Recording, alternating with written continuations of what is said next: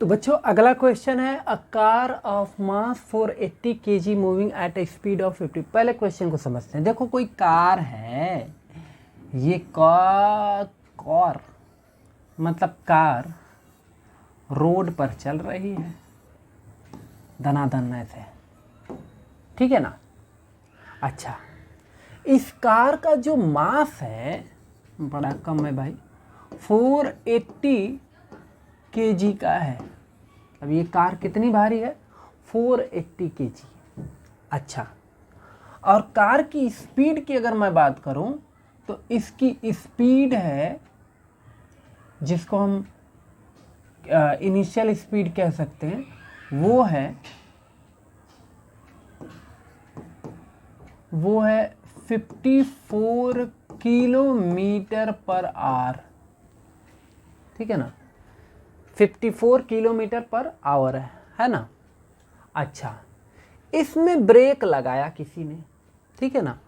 और जब ब्रेक लगाया है तो ब्रेक लगाने के बाद ये कार जाके कहीं रुक जाएगी, मान लेते हैं इधर आके रुक जाएगी, ठीक है ना। ये कार यहाँ आके रुक जाएगी, तब इसका जो फाइनल वेलोसिटी होगा वो हो जाएगा 0, ठीक है। अच्छा, और ये कितने टाइम में रुक रही है तो पता चल रहा है कि भैया ये टाइम लिया है ना 10 सेकेंड में रुकी है, मतलब तुरंत सडन नहीं रुकी है, 10 सेकेंड इसने टाइम लिया है ब्रेक लगाने के बाद, ठीक है। तो कह रहा है कैलकुलेट द फोर्स अप्लाइड। तो जो ब्रेक आप लगा रहे हो वो ब्रेक एक्चुअल में है क्या चीज? फोर्स है। क्या है?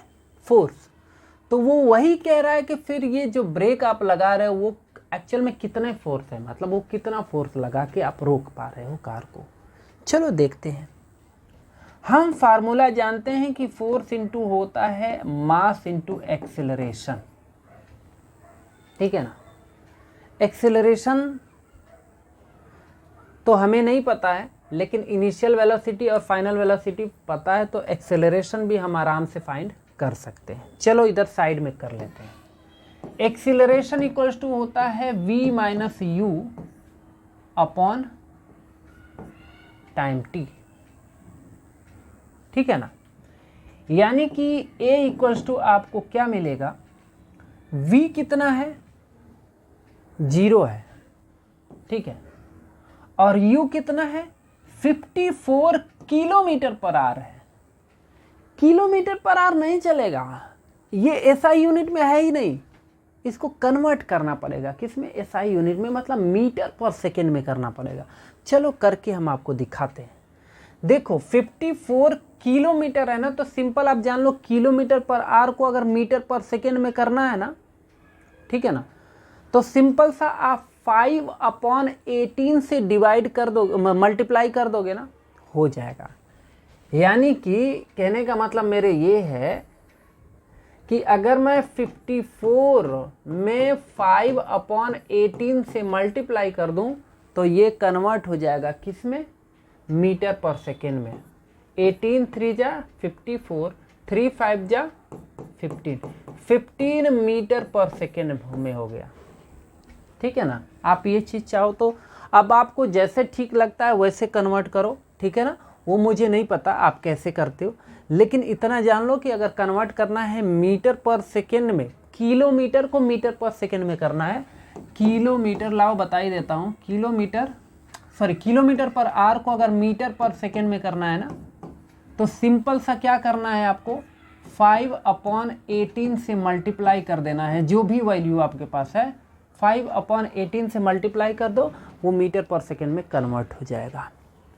अब कुछ बच्चे सोच रहे होंगे सर मीटर पर सेकेंड में है और किलोमीटर पर आर में कन्वर्ट करना है, तो भैया ये एरो इधर लगा देता हूं, आप 18/5 से मल्टीप्लाई कर देना, हो जाएगा, ठीक है। दोनों चीजें आप नोट करना चाहो तो थोड़ी सी एक्स्ट्रा चीजें नोट कर सकते हो। वो हो गया। अब यहां पर यानी कि हो जाएगा -15 अपॉन टाइम कितना है, टाइम है 10 सेकेंड, 10 सेकेंड डाल दो, ठीक है। फाइनली ये देखो -15/10, 5 3 जा 5 2 जा, यानी कि -3/2 यही आएगा क्या, मीटर पर सेकेंड स्क्वायर। चलो एक्सेलरेशन मिल गया। अब चलते हैं यहाँ पर सॉल्व कर लेते हैं।